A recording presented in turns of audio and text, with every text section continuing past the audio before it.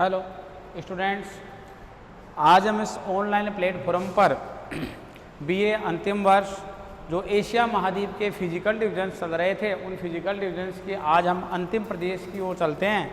जो हमारे पास में अंतिम प्रदेश आता है उस अंतिम प्रदेश की हम बात करें तो अंतिम प्रदेश के रूप में हमारे पास में आता है द्वीप समूह मालाएँ। यानी आज जो हम वर्ल्ड रीजनल ज्योग्राफी की बात कर रहे हैं आपसे, यानी जो हमारा पेपर का नाम है विश्व का प्रादेशिक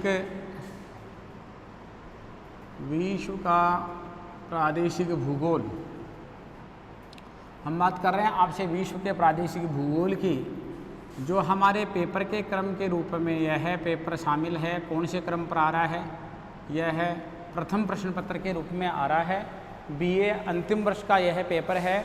हम फिजियोग्राफी के एशिया महाद्वीप के फिजियोग्राफिक डिवीजन्स की बात कर रहे थे, तो आज अब जो हमारे पास में अंतिम क्रम का जो फिजियोग्राफिक जो डिवीजन्स आया है उस डिवीजन्स की हम आपसे बात करने जा रहे हैं।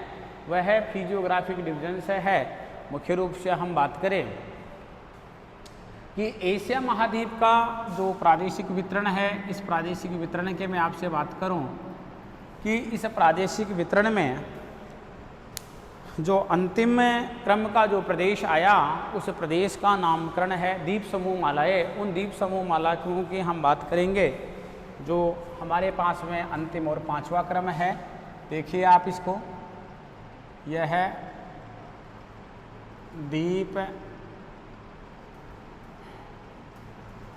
समूह मालाएँ, यानी इनका रेंज है, इन द्वीप समूह का रेंज है, यानी एक रेंज में पाई जाती है, एक श्रेणी में पाई जाती है, यानी ये असंख्य रूप से पाए जाते हैं।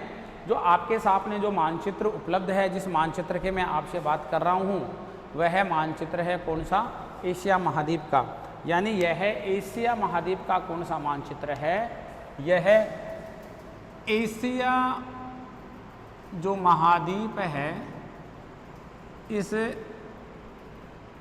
एशिया महाद्वीप का यह है प्राकृतिक मानचित्र है, जिसमें प्राकृतिक मानचित्र की आपसे बात करने जा रहा हूँ। यानी वह प्राकृतिक मानचित्र का हम यहाँ पर कौन सा क्रम पढ़ेंगे? हम यहाँ पर इसका पांचवा क्रम पढ़ने जा रहे हैं। और पांचवा क्रम के रूप में हमारे पास में शामिल है क्या? द्वीप समूह मालाएँ हमारे पास में शामिल है। हम उन द्वीप समूह मालाओं की बात कर रहे हैं मुख्य रूप से। और द्वीप समूह मालाओं का जो विस्तार है, यदि जिस विस्तार की हम बात करते हैं तो वह विस्तार है दक्षिण में और दक्षिण पूर्व में। यानी दक्षिण में और दक्षिण और पूर्व की हम बात कर रहे हैं। जहाँ पर ये मानचित्र की ट्रेसिंग आपको दिखाई दे रही है, इस मानचित्र की ट्रेसिंग के आधार पर हम बात कर रहे हैं कि जहाँ पर दक्षिण भाग में और जो दक्षिण पूर्व भाग में जो द्वीप है, जो द्वीप मालाएँ हैं, तो हम सबसे पहले इसके विस्तार की बात कर ले इसे आपसे कि इन द्वीप समूह मालाओं का जो पहला हमारा जो बेस है, जो प्रथम बेस की बात कर रहे हैं कि एशिया महाद्वीप में इन द्वीप समूह मालाओं का विस्तार कहाँ तक है। तो विस्तार की यदि हम बात करें तो विस्तार आता है एशिया महाद्वीप के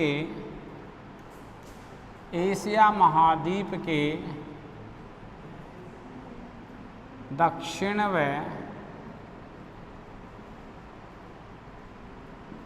दक्षिण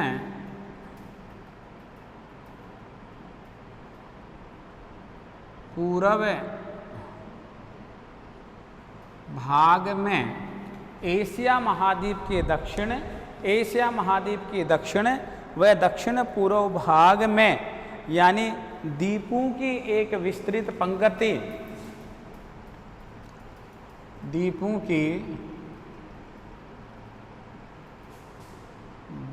की एक विस्तृत द्वीपों की एक विस्तृत पंक्ति, पंक्ति का मतलब लाइन है, द्वीपों की एक क्या, द्वीपों की एक विस्तृत पंक्ति, पंक्ति पंक्ति चाप के रूप में, यानी आर्क्वेट शेप में,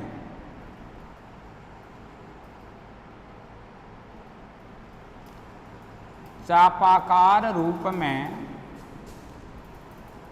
चापाकार रूप में क्या है, क्या है भाई, चापाकार रूप में विस्तृत है। किस रूप में विस्तृत है, चापाकार रूप में विस्तृत है।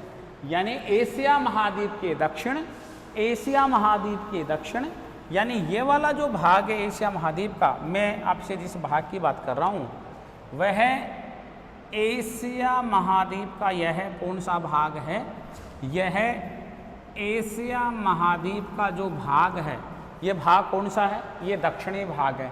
तो एशिया महाद्वीप का ये कौन सा भाग है, यह एशिया महाद्वीप का उत्तरी भाग है। तो ये एशिया महाद्वीप का दक्षिणी भाग है, और ये जो एशिया महाद्वीप की मैं बात करूं, ये एशिया महाद्वीप का कौन सा भाग है, यह है एशिया महाद्वीप का पश्चिमी भाग है। तो एक चापाकार रूप में, एक आर्क्वेट शेप में, देखिए एक आर्क्वेट शेप में, एक चापाकार रूप में जो पर्वत श्रेणियां फैली हुई हैं, जिन पर्वत श्रेणियों की हम आपसे बात करते हैं, वह पर्वत श्रेणियां एक कौन से शेप में फैली हुई हैं, एक आर्क्वेट शेप में फैली हुई हैं, एक चापाकार रूप में एशिया महाद्वीप के दक्षिण तथा दक्षिणी पूर्वी भाग में विस्तृत हैं। आगे के मैं फैक्ट की बात करूं इसकी,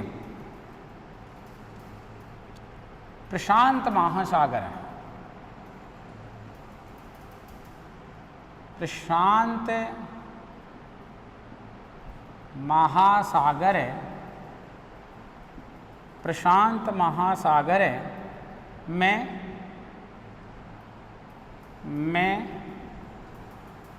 द्वीपों की, प्रशांत महासागर में द्वीपों की बहुलता, द्वीपों की बहुलता पाई जाती है। प्रशांत महासागर में द्वीपों की क्या पाई जाती है, प्रशांत महासागर में द्वीपों की बहुलता पाई जाती है। यानी जो प्रशांत महासागर है, इस प्रशांत महासागर में द्वीपों की क्या पाई जाती है, यानी मैक्सिमम, मैं इधर की आपसे पूरब की मैं आपसे बात कर रहा हूँ, तो पूरब की ओर क्या है, पैसिफिक सी है, ये प्रशांत महासागर है इस ओर।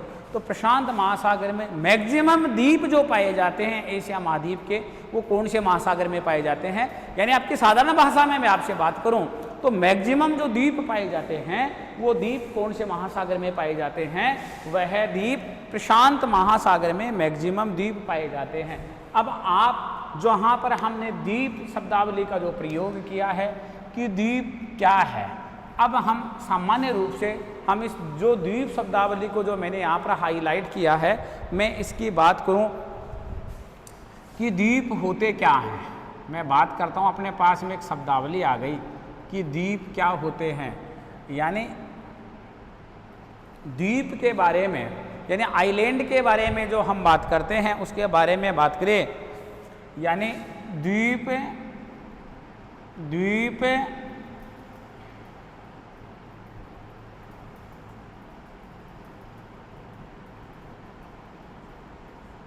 स्थल खंड, यानी हम द्वीप की, आइलैंड की बात कर रहे हैं। क्या, किसकी बात कर रहे हैं, हम आपसे बात कर रहे हैं द्वीप की। तो द्वीप स्थल खंड के ऐसे भाग हैं, स्थल खंड के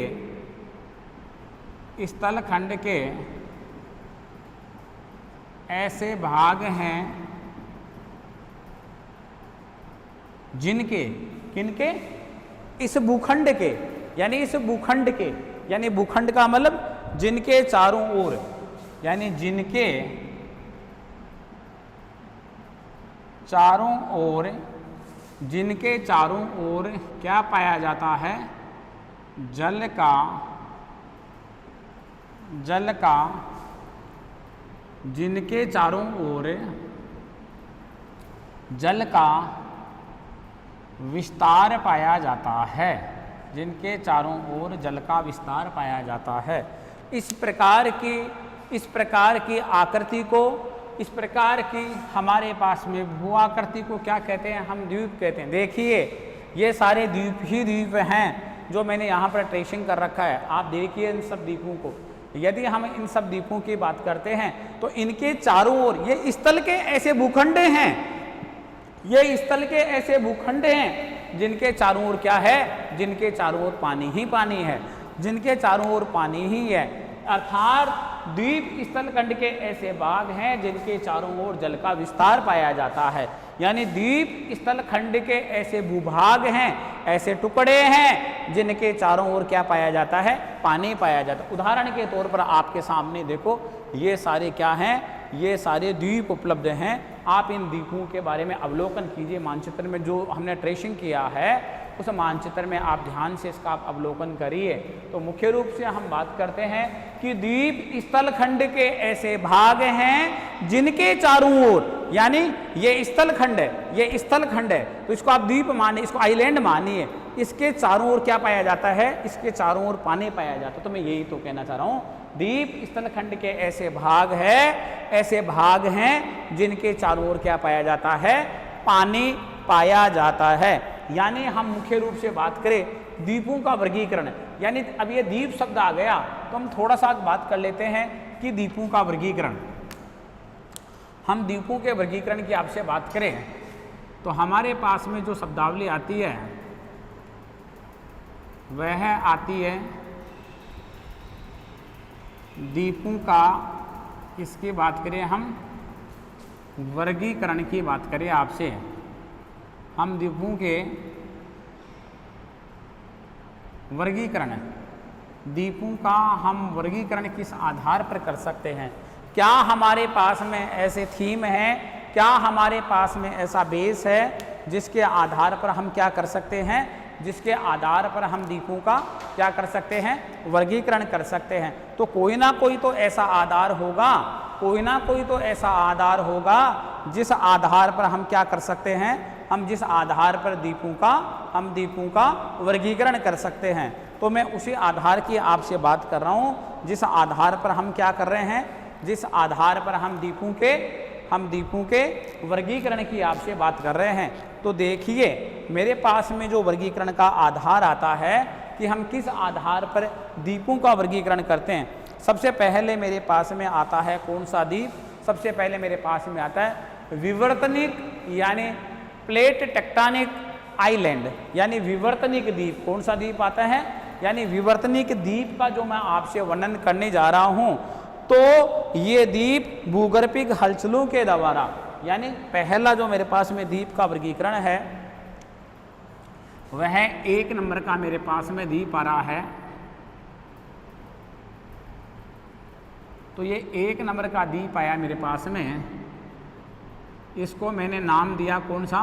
विवर्तनिक द्वीप। तो विवर्तनिक द्वीप के यदि मैं डेफिनेशन के रूप में, परिभाषा के रूप में बांधना चाहूँ तो मैं बात करूँ भूगर्भिक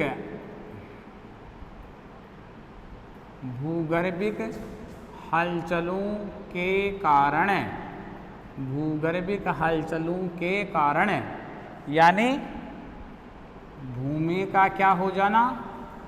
भूमि का भूगर्भिक हलचलों के कारण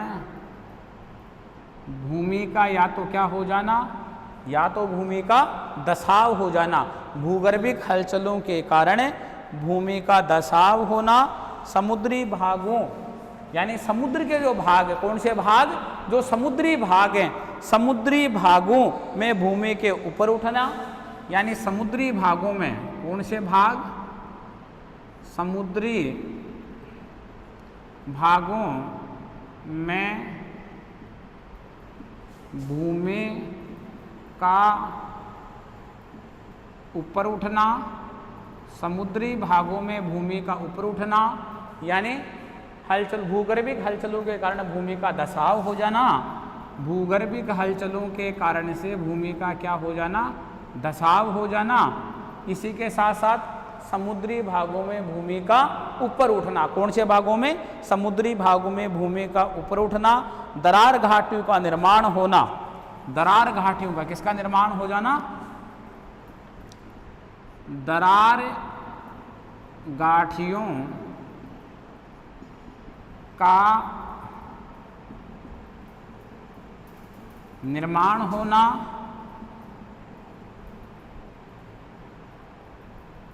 महाद्वीपीय विस्थापन। महाद्वीपीय क्या होना? किसकी बात करें हम? महाद्वीपीय विस्थापन होने पर, महाद्वीपीय विस्थापन से भूमि का भाग क्या होना? अलग होना।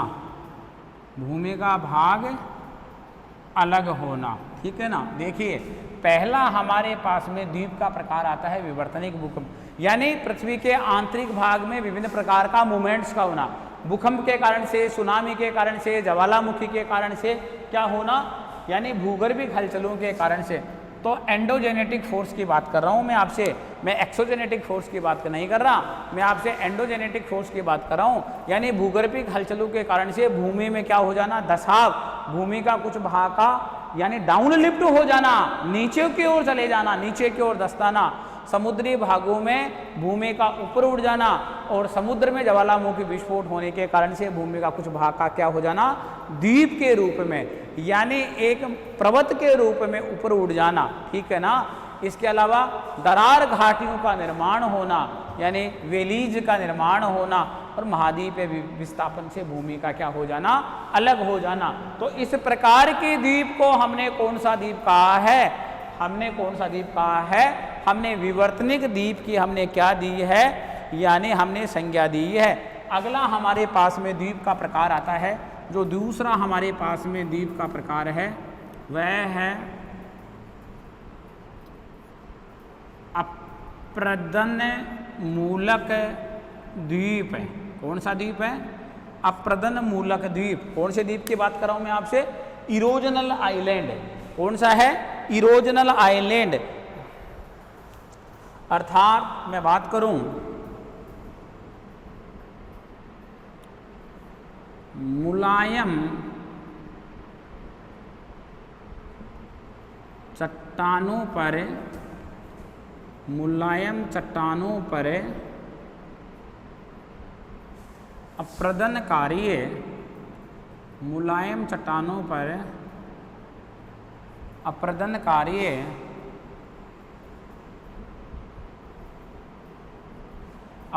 कार्य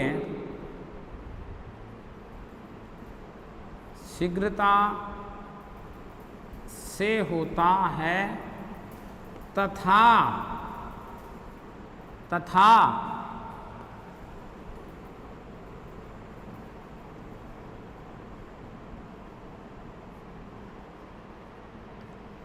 कठोर चट्टानों का भाग शेष रह जाता है, जिसके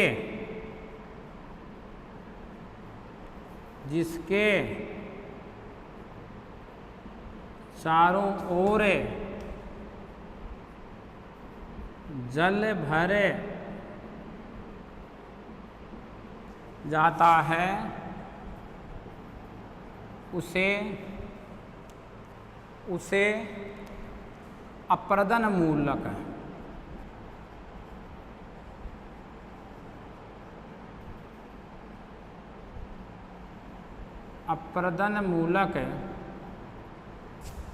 द्वीप, उसे अप्रदन मूलक द्वीप कहते हैं।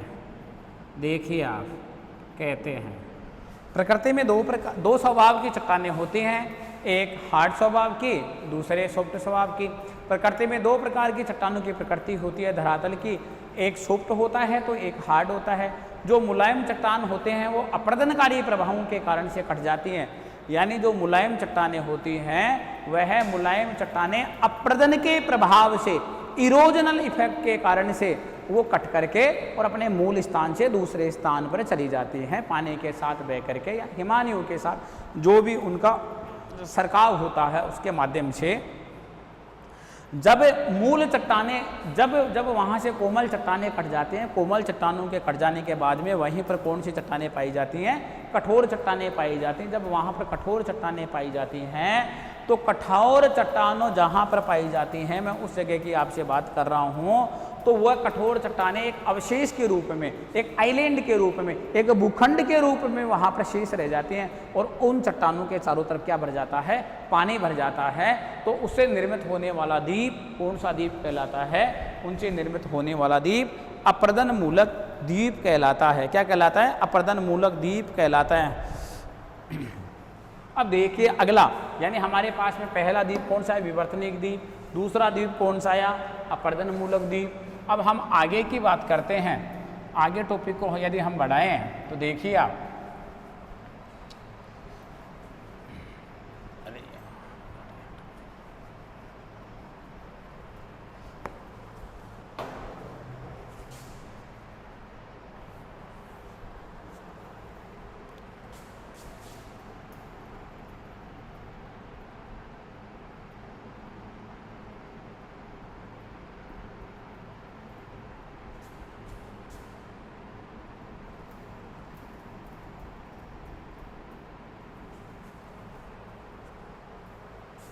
देखिए हमारे पास में जो अगला भाग आ रहा है, मैं इसी की बात करूं, इसी का हमारे पास में कौन से द्वीप का भाग आ रहा है? इसी का ये हमारे पास में तीसरा, यानी इसी का ये हमारे पास में जो थर्ड आ रहा है, मैं उसकी बात करूं कि ज्वालामुखी द्वीप। कौन से द्वीप की बात कर रहा हूं मैं आपसे? मैं उस द्वीप की बात कर रहा हूं आपसे, ज्वालामुखी द्वीप। यानी जो थर्ड नंबर का हमारे पास में द्वीप आ रहा है वह द्वीप आ रहा है ज्वालामुखी के लावा से निर्मित द्वीप। यानी जो ज्वालामुखी होता है उस ज्वालामुखी के लावा से जो निर्मित जो द्वीप है, उसी द्वीप को हम कौन से द्वीप के नाम से जानते हैं? उसी द्वीप को हम ज्वालामुखी द्वीप के नाम से जानते हैं। महासागरीय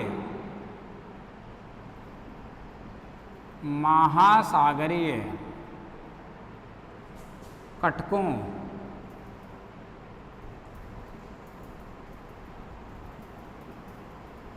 के सहारे, महासागरीय कटकों के सहारे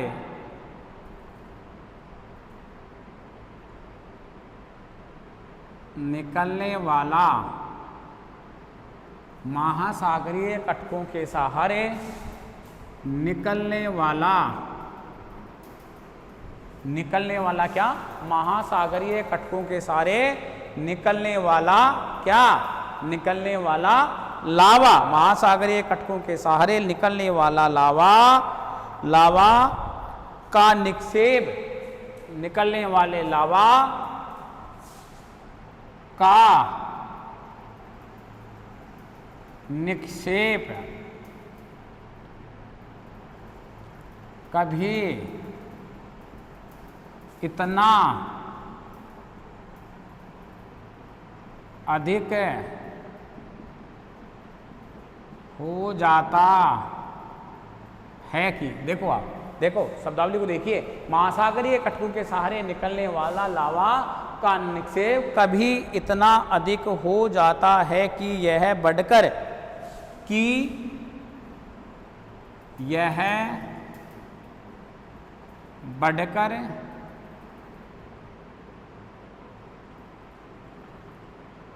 समुद्र की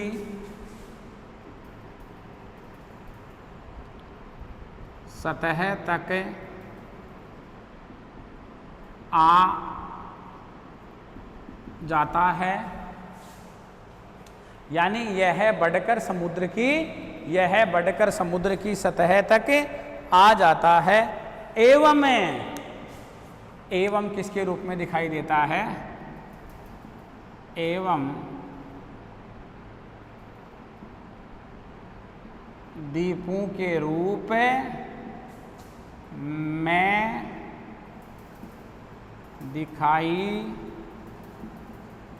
देता है। किस रूप में दिखाई देता है? एवं द्वीपों के रूप में दिखाई देता है।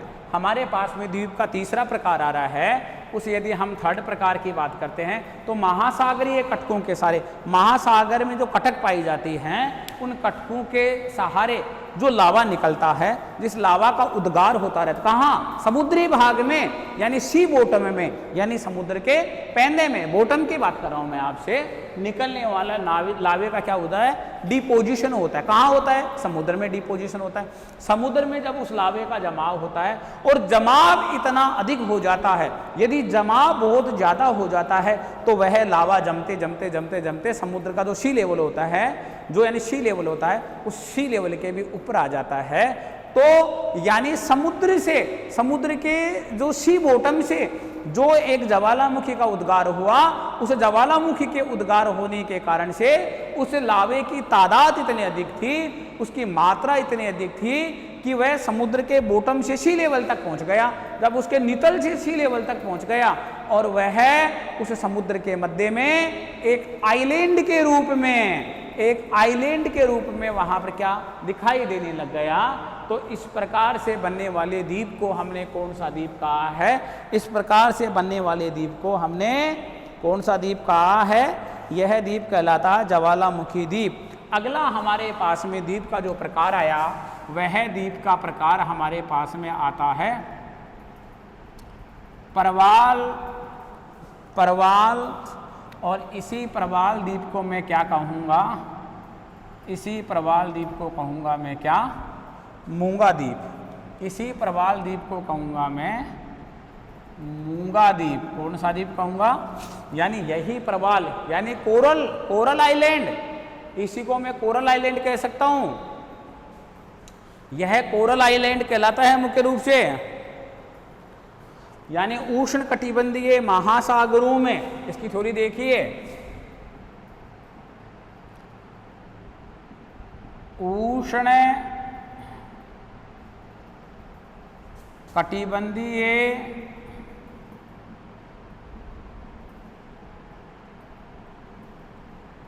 महासागरों में,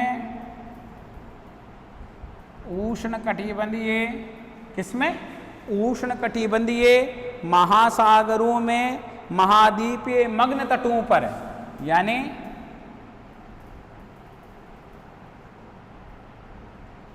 महाद्वीपीय मग्न, महाद्वीपीय यानी महाद्वीप, महासागरों में महाद्वीपीय मग्न तटों पर मृत मूंगा के जमाव से, यानी मृत परवाल के जमाव से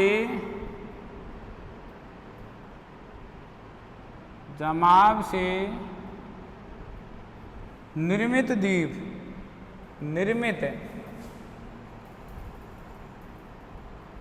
जमाव से निर्मित द्वीप कौन से द्वीप कहलाए? परवाल द्वीप, परवाल द्वीप, परवाल द्वीप कहलाते हैं। कौन से द्वीप कहलाते हैं? परवाल द्वीप कहलाते हैं। यानी परवाल द्वीप यानी कोरल आइलैंड की मैं बात कर रहा हूँ, उसे मूंगा द्वीप। उष्ण कटिबंधीय जो महासागर होते हैं, यानी मैं ट्रॉपिकल जोन की बात कर रहा हूँ, यानी भूमध्य रेखीय क्षेत्रों के आसपास वाला जो जोन होता है, भूमध्य रेखीय क्षेत्र से 23.5 डिग्री के आसपास आप ऊपर चल लो और उतना ही आप नीचे चल लो। उस समय उष्ण कटिबंधीय महासागरों में जो महाद्वीपों के जो जल में डूबे हुए भाग हैं, यानी जो महाद्वीपों के किस में डूबे हुए भाग हैं? जो जल में डूबे हुए भाग है। कौन से भाग? जो जल में डूबे हुए भाग हैं, उनमें जल में डूबे हुए भागों की बात करता हूं, उनको क्या कहते हैं? मग्न तट कहते हैं। भाग तो किसका है? महाद्वीप का है, लेकिन महाद्वीप का भाग किसके पास में है? महासागर के पास में है। महासागर की प्रकृति कैसी है? महासागर की प्रकृति है कैसी? उष्ण, हॉट प्रकृति है, तो गर्म प्रकृति महासागर की होने के कारण से यानी वह महाद्वीप का भाग, वह कॉन्टिनेंटल का भाग किसमें डूबा हुआ है, वह पानी में डूबा हुआ है। मान लीजिएगा कि ये महाद्वीपीय भाग है, इस महाद्वीपीय भाग के पास में ये महासागरीय भाग है, तो ये इसका स्लोप डाउन आ गया, तो यहाँ ये महासागर का यहाँ पर पानी है, ये महासागर का पानी है। इस महासागर के पानी के नीचे किसका भाग पानी में मग्न है, किसका भाग पानी में डूबा हुआ है, महाद्वीप का भाग। तो इसी महाद्वीप के भाग को जो महासागर के पानी में डूबा हुआ है, इसी को ही हम कौन सा तट कहते हैं, मग्न तट कहते हैं। इन उष्णकटिबंधीय महासागरों में पाया जाने वाला एक मूंगा जीव, जिसको प्रवाल जीव कहते हैं, यानी वो मृत प्रवाल, यानी उसका मरने के बाद में जो उसका बाहर का खोल होता है, जो उसका बाहर का कवर होता है, वह कवर का यहाँ पर क्या हो जाता है, जमाव हो जाता है, डिपोजिशन हो जाता है। और उसके जमाव के बाद में उसके जमाव से जो आकृति तैयार होती है, जो आकृति बनती है, उसी आकृति को हमने कौन सी आकृति कहा है, उसी आकृति को हमने प्रवाल द्वीप के नाम से संबोधित किया। तो हमारे पास में 4 द्वीप आ गए, विवर्तनिक द्वीप, अपर्दन मूलक द्वीप, अगला हमारे पास में ज्वालामुखी द्वीप, और अगला हमारे पास में द्वीप कौन सा आ रहा है, प्रवाल द्वीप हमारे पास में आया है, यानी प्रवाल द्वीप अलग हमारे पास में आया है। आगे हम इसी बिंदु को ही हम आगे बढ़ाते हैं। देखिए, यदि इसी बिंदु को हम आगे बढ़ाएं तो हमारे पास में इसकी थ्योरी तैयार होती है।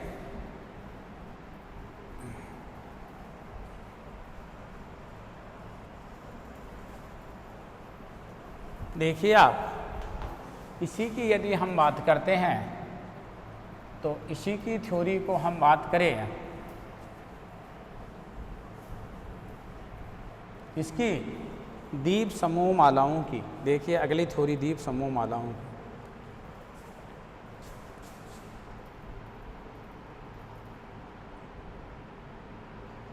यह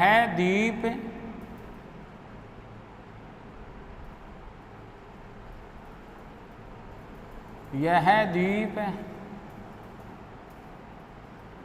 अलग अलग होते हैं, लेकिन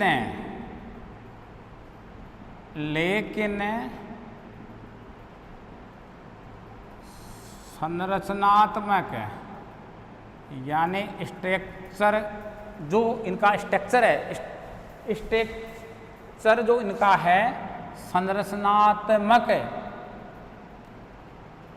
आधार पर, स्ट्रक्चरल आधार पर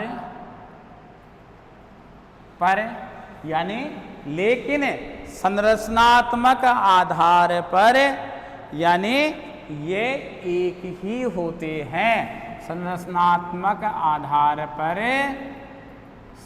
समान होते हैं।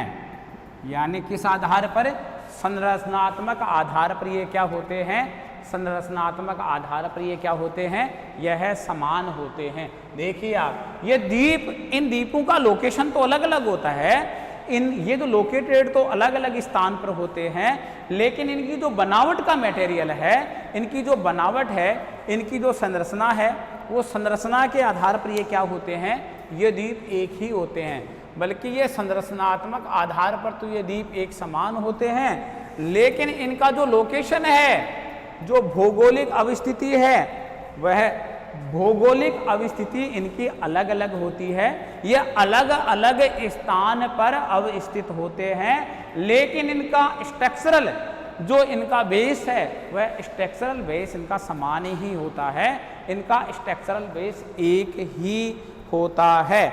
यानी इन द्वीपों, यानी ये द्वीप, कौन से द्वीप, यह द्वीप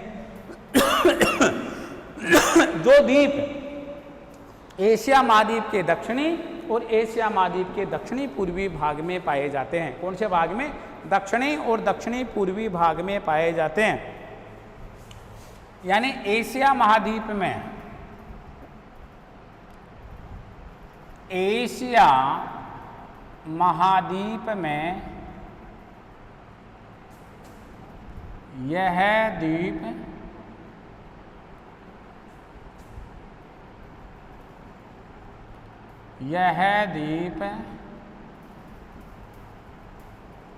समानांतर क्रम में पाए जाते हैं। यानी एशिया महाद्वीप में ये द्वीप किस क्रम में पाए जाते हैं? समानांतर, एक दूसरे के पैरेलल। देखिए इधर आप, ये सुमात्रा है, ये जावा है, ये सूंडा है, ये अंडमान है, ये निकोबार है, ये मालदीव है, ये आपका लक्षद्वीप है, एक दूसरे के समानांतर, एक दूसरे के पैरेलल पाए जाते। ये बोर्निया है, ये सैल बीज है, यहाँ पर ये देखिए, ये यहाँ पर सैल बीज आपको दिखाई दे रहा होगा, ये रहा, ये यहाँ पर सैल बीज है, ठीक है ना। यानी ये है यहाँ पर नेग्रोस है, ये पाने है, ये हेनान है, ये ताइवान है, ठीक है ना। मुख्य रूप से हम बात करें, ये लुनोज द्वीप है, ये क्यूसू है, ये शिकोगू है, ये फिलीपींस है, ये मिंडानाओ है, यानी मिंडानाओ द्वीप है। तो ये एक दूसरे के पैरेलल पाए जाते हैं, एक दूसरे के, ये द्वीपों की विशेषता है, इन द्वीप मालाओं की विशेषता है। ये एक दूसरे के क्या पाए जाते हैं? एक दूसरे के समानांतर पाए जाते हैं। ये द्वीप समूह एक दूसरे के क्या पाए जाते हैं? समानांतर पाए जाते हैं। यानी अधिकांश द्वीप कैसे हैं? अधिकांश द्वीप प्राचीन है। अगला फैक्ट आता है कि जो अधिकांश द्वीप हैं, अधिकांश द्वीप कैसे हैं? यानी इस महाद्वीप के अधिकांश द्वीप कैसे हैं? इस महाद्वीप के अधिकांश द्वीप प्राचीन द्वीप हैं, किंतु कुछ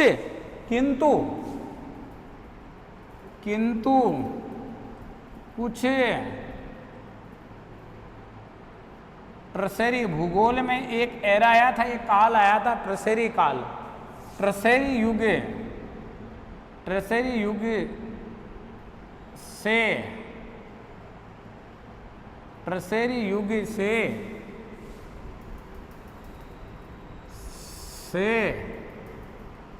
क्या है? ट्रसेरी युग से, यानी किंतु ट्रसेरी युग से संबंधित है। उनका संबंध किससे है? ट्रसेरी युग से उनका संबंध है। इन द्वीपों पर, यानी इन द्वीपों पर, कौन से द्वीप? जो ट्रसेरी युग से संबंधित है। इन द्वीपों की चट्टानों में नवीन मोड़दार चट्टानें पाई जाती हैं। यानी इन द्वीपों की चट्टानें नवीन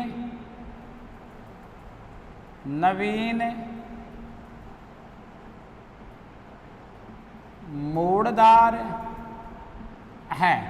यानी फोल्डेड ऐसे, यानी ऐसे लहराती हुई ऐसे माउंटेन, जिसको अपन कह सकते हैं ना वलने, जिसको फोल्ड कहते हैं अपन। देखिए आप, यानी अधिकांश द्वीप कैसे हैं? अधिकांश यहाँ के जो द्वीप हैं वो द्वीप कैसे हैं? प्राचीन, एशियंट आइलैंड है। अधिकांश द्वीप प्राचीन है, लेकिन कुछ द्वीपों का संबंध कौन से युग से है? ट्रसेरी युग से। तो ट्रसेरी युग से है तो वो प्राचीन से नहीं, किंतु ट्रसेरी युग से संबंधित हैं। तो इन द्वीपों में जैसे मैं अरावली पर्वतमाला की बात करूं, जैसे उसमें फोल्ड पाए जाते हैं, ऐसे लहरदार। यदि मैं इस लहरदार में आकृति की आपसे बात करूं, इस प्रकार की जो लहरदार जो शेप पाई जाती है, वलन, यानी वलन जो एक शब्द आया है, देखिए आप, मैं आपसे बात करूँ ट्रसेरी युग से संबंधित हैं। इन द्वीपों की चट्टानें नवीन मोड़दार हैं, यानी नवीन वलित मोड़दार हैं। तो मैं आपसे एक शब्द की बात करता हूँ, उस शब्द का नाम है मेरे पास में वलन शब्द, जिसको मैं क्या कहूँगा? फोल्ड। यानी इस प्रकार की चट्टानों को क्या कहूँगा मैं? फोल्डेड। यानी चट्टाने, और फोल्डेड चट्टानों से बनने वाले जो पर्वतमालाएं हैं वो फोल्डेड माउंटेन कहलाते हैं, यानी चट्टानों में लहरदार मोड़ पड़ जाना। वलन हम किसको कहते हैं? वलन की परिभाषा है चट्टानों में लहरदार, चट्टानों में लहरदार मोड़ पड़ जाना। चट्टानों में लहरदार, चट्टानों में लहरदार मोड़ पड़ जाना, उसको हम क्या कहते हैं? हम उसको वलन कहते हैं, वो वलन कहलाता है। और उससे बनने वाली चट्टाने यानी मोड़दार चट्टाने, उन चट्टानों से बनने वाली पर्वतमालाएं यानी मोड़दार पर्वतमालाएं यानी फोल्डेड माउंटेन कहलाती हैं। अर्थात इन द्वीपों की चट्टानें कैसी हैं? नई, पुरानी नहीं है। इन चट्टानों की प्रकृति कैसी है?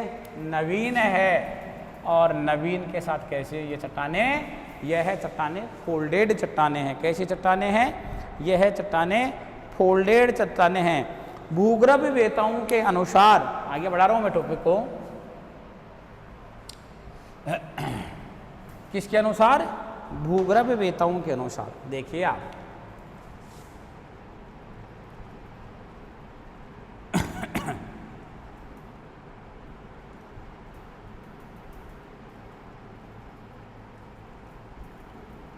भूगर्भ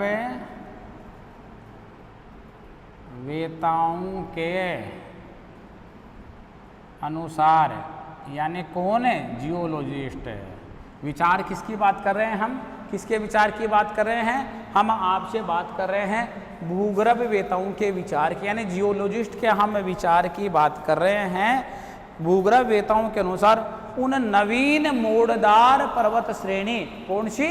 जो नवीन मोड़दार पर्वत श्रेणियों के उठे हुए भाग, यानी भूगर्भ वेताओं के अनुसार नवीन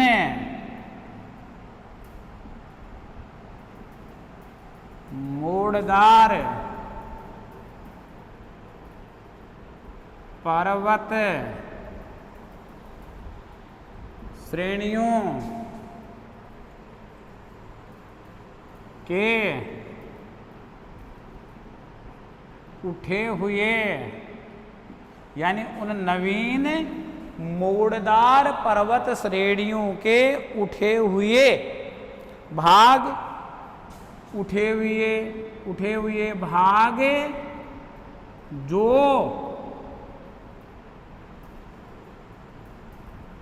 समुद्र में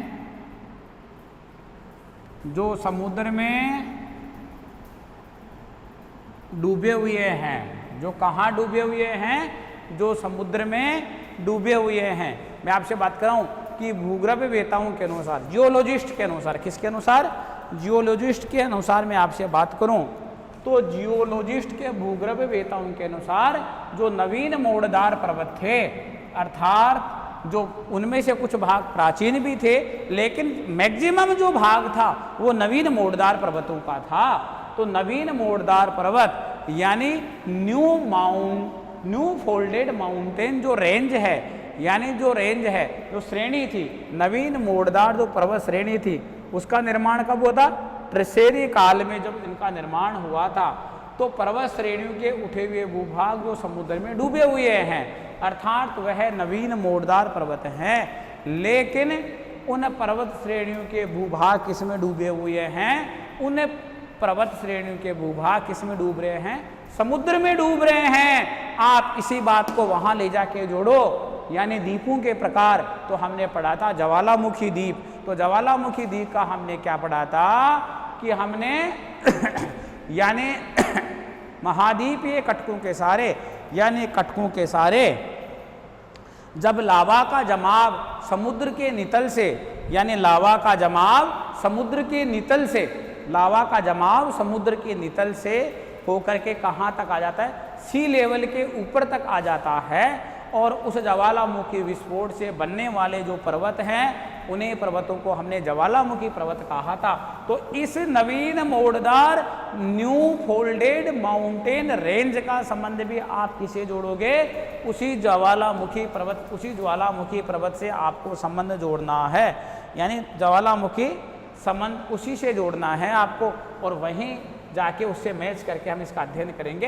ये समुद्र में डूबे हुए भाग है, हाँ समुद्र में डूबे हुए भाग, जिनको हम क्या कह रहे थे?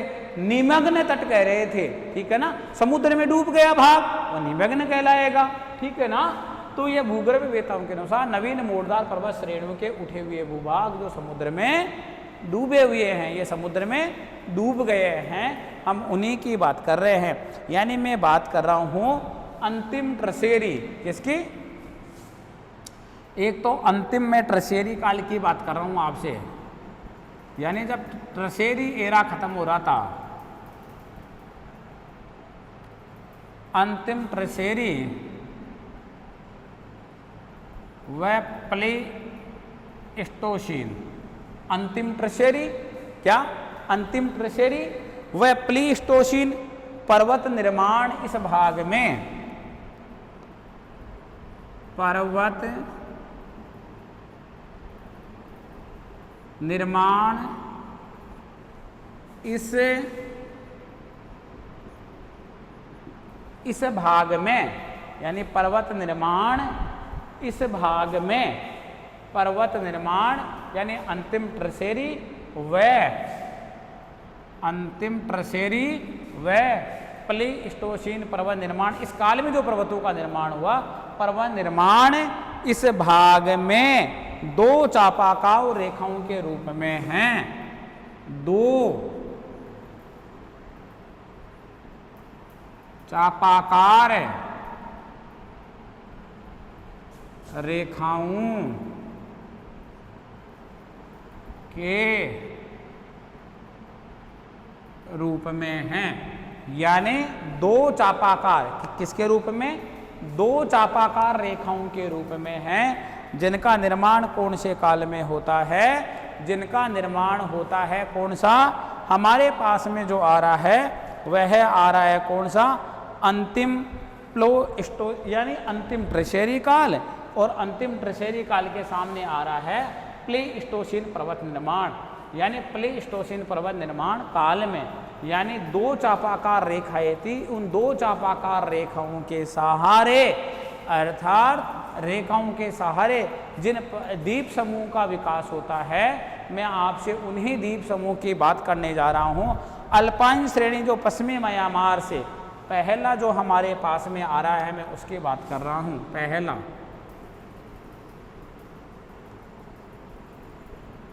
अल्पाइन पर्वत श्रेणी जो दक्षिण म्यांमार से, कौन सी श्रेणी? अल्पाइन पर्वत श्रेणी जो दक्षिण म्यांमार से, जो दक्षिण पश्चिम म्यांमार से, यानी आप इसको ये कह सकते हो कि म्यांमार वाला, मैं आपसे भाग की बात करूं तो जो म्यांमार वाला मेरे पास में भाग आ रहा है, ये रहा आपके पास में म्यांमार वाला भाग, इस म्यांमार वाले में भाग की बात करूं तो मैं इस वाले भाग, ये तो इसका दक्षिण हो गया और ये इसका पश्चिम हो गया, तो आप दक्षिण पश्चिम बोल दो, या आप पश्चिम से ही ले इसको। आप देखिए ये समझ में अपने और भी यहाँ से अच्छा इसकी शब्दावली तैयार होगी। पश्चिम यानी अल्पाइन पर्वत श्रेणी जो पश्चिम म्यांमार से, कौन से म्यांमार से? पश्चिम म्यांमार से सुमात्रा, जावा, तिमोर, सुमात्रा, जावा,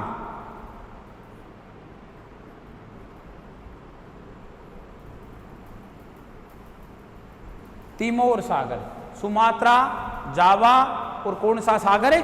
तिमोर सागर है। तिमोर सागर तक जाकर उत्तर में सैलबीज तक जाकर उत्तर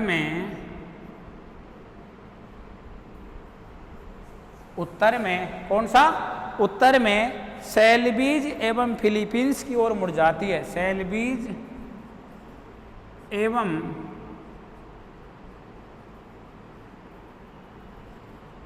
फिलीपींस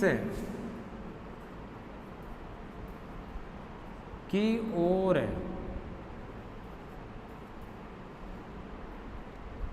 मुड़ जाती है। ठीक है, देखिए इसका यदि मैं ट्रेसिंग करें, किसकी, जो हमारे पास में चापाकार रूप में यानी अंतिम ट्रेशरी काल की बात कर रहा हूँ, और मैं प्लेटिसोसिन काल की जो पर्वत निर्माण हुए थे, वह पर्वत निर्माण एक तो अंतिम ट्रेशरी काल था, उस समय ट्रेशरी काल खत्म हो रहा था, कौन सा काल प्रारंभ हो रहा था, प्लेस्टोसिन काल प्रारंभ हो रहा था। उस समय दो चापाकार रेखाएं, दो चापाकार रेखाओं का उस समय निर्माण हो रहा था। यानी ये जो द्वीप समूह थे, ये जो अल्पाइन श्रेणी, यानी जो ये अल्पाइन पर्वत श्रेणी थी, मैं उसकी आपसे बात करूं, इसका मतलब मैं यहाँ देखिए मैं कहाँ से प्रारंभ हो रहा हूँ, ये म्यांमार है, ठीक है ना, ये म्यांमार है, तो ये म्यांमार का कौन सा भाग है, ये म्यांमार का यहाँ से कौन सा भाग है, यह है म्यांमार का पश्चिमी भाग है। तो म्यांमार के पश्चिमी भाग से देखिए, यानी पश्चिमी म्यांमार से आप कहाँ तक आ गए, यानी पश्चिमी म्यांमार से आप कहाँ तक पहुँच गए, आप सुमात्रा में आ गए। ये रहा आपके पास में सुमात्रा, मैं सुमात्रा की एक चाप, एक यानी आर्क्वेट शेप में देखिए एक चाप तैयार हो जाएगा, यानी सुमात्रा, और सुमात्रा से कहाँ पर आ गए हम, सुमात्रा से हम आ रहे हैं, सुमात्रा से हम आ गए जावा, देखिए आप सुमात्रा से जावा, और जावा से हम कहाँ पर पहुँच गए, आप तिमोर सागर में, देखिए आप तिमोर सागर तक जाकर, यानी तिमोर सागर देखिए सबसे पहले पश्चिम में, तो पश्चिम में ये यहाँ पर क्या है, ये पश्चिमी भाग किसका है, ये पश्चिमी भाग है किसका, म्यांमार का पश्चिमी भाग है। ये किसका पश्चिमी भाग है, ये म्यांमार का पश्चिमी भाग है। यानी जहाँ पर मैं आपसे ये लाइन की ट्रेसिंग कर रहा हूँ, ये किसका भाग है, ये म्यांमार का पश्चिमी भाग है। तो म्यांमार के पश्चिमी भाग से कहाँ पर आई, वह आर्क्वेट शेप चापाकार वो श्रेणी, वह सुमात्रा तक आ गई, और सुमात्रा से आगे बढ़ी, सुमात्रा से कहाँ आ गई, जावा, जावा से कहाँ चलेगी, पूर्व में तिमोर सागर, और तिमोर सागर से फिर वो उत्तर में घूम रही है। देखिए तिमोर सागर तक जाकर उत्तर में सैलबीज, ये रहा उत्तर में सैलबीज। हम मुख्य रूप से बात करें तो उत्तर के हम किसकी बात कर रहे हैं, हम उत्तर के सैलबीज की बात कर रहे हैं, ये रहा सैलबीज। यानी हम बात कर रहे हैं आपसे तिमोर सागर, और तिमोर सागर से ये श्रृंखला कहाँ चली गई, ये श्रृंखला चली गई सैलबीज द्वीप, और सैलबीज द्वीप के पास में ही ये रहा ऊपर सैलबीज सागर है। यानी कहाँ चली गई, सैलबीज सागर तक चली गई। देखिए सैलबीज सागर एवं फिलीपींस की ओर मुड़ जाती है। ये रहा आपका फिलीपींस, ये रहा आपको दिखाई दे रहा होगा इधर, ये रहा देखो जहाँ मेरा हाथ है इस जगह, देखो मैं इसको बना रहा हूँ, मैं यहाँ इसको बना रहा हूँ, देखिए आप जहाँ से मैं ट्रेसिंग कर रहा हूँ आप इसको देखिए, ये हमारे पास में किस शेप में आ गई, आर्क्वेट शेप में। तो प्रथम चापाकार रेखा, यानी ये कौन सी रेखा है, ये हमारे पास में कौन सा द्वीप है, यह द्वीप है हमारे पास में कौन सा, अंडमान द्वीप है, ठीक है ना। मैं इनको एक बार लिख रहा हूँ आपको जिससे साफ दिखाई दे। यह हमारे पास में जो पहली जो श्रेणी आ रही है यह है, इसको बोलते हैं यानी प्रथम चापाकार रेखा, यानी जिसमें एक आर्क्वेट शेप में इन द्वीपों का, इस अल्पाइन पर्वत श्रृंखला में इन द्वीपों का क्या होता है, यानी ये द्वीप पाए जाते हैं, इन द्वीपों की मैं आपसे बात कर रहा हूँ, ठीक है ना। तो ये हमारे पास में प्रथम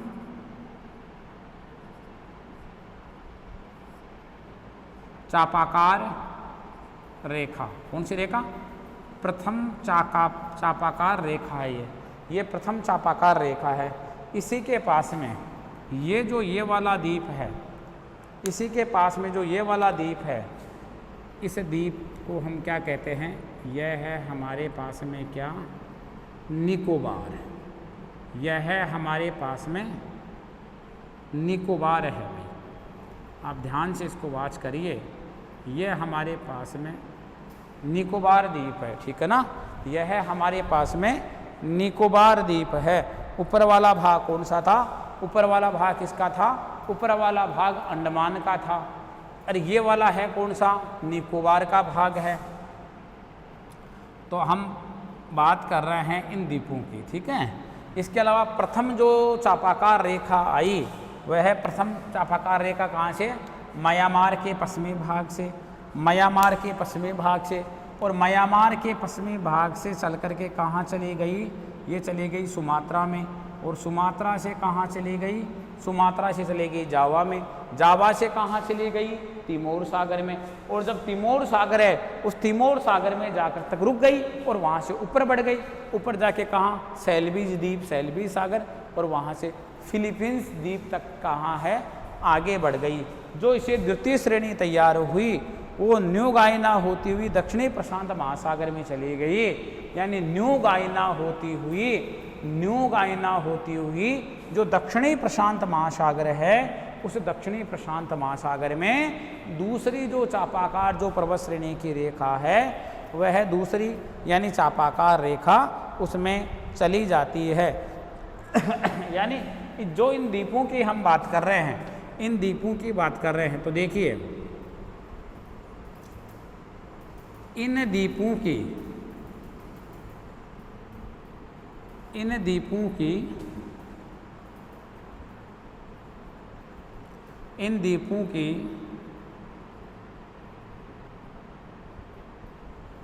सबसे प्रमुख है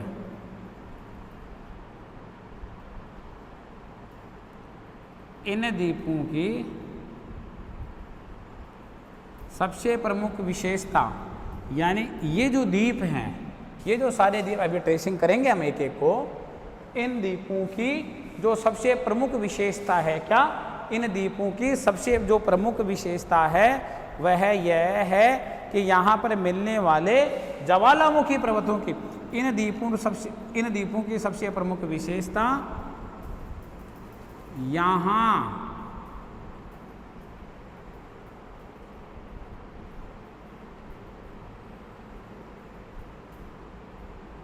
ज्वालामुखी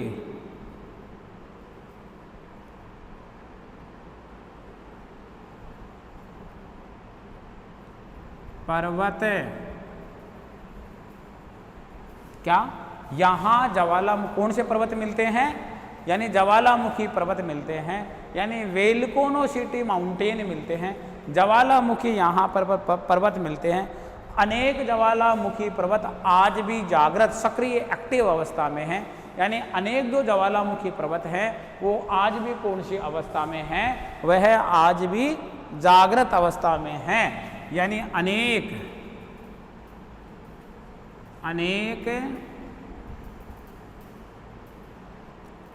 ज्वालामुखी पर्वत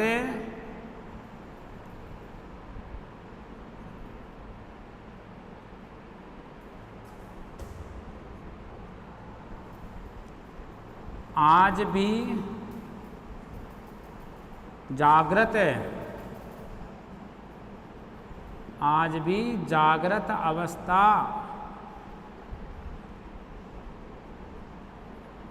में है। यानी वो आज भी एक्टिव हैं, आज भी वह सक्रिय हैं। इसका मतलब देखिए इन द्वीपों की सबसे प्रमुख जो साइलेंट फर्दस है, यानी जो करेक्टरिस्टिक्स है, इस विशेषता की यदि हम बात करते हैं तो सबसे प्रमुख इन द्वीपों की विशेषता क्या है? इन द्वीपों की विशेषता यह है कि इन द्वीपों में ज्वालामुखी पर्वत पाए जाते हैं।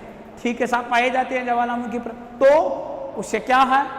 आपका प्रश्न है कि हाँ साहब पाए जाते हैं ज्वालामुखी पर्वत, अच्छी बात है। तो देखिए आगे क्या है, आगे हम टॉपिक को बढ़ा।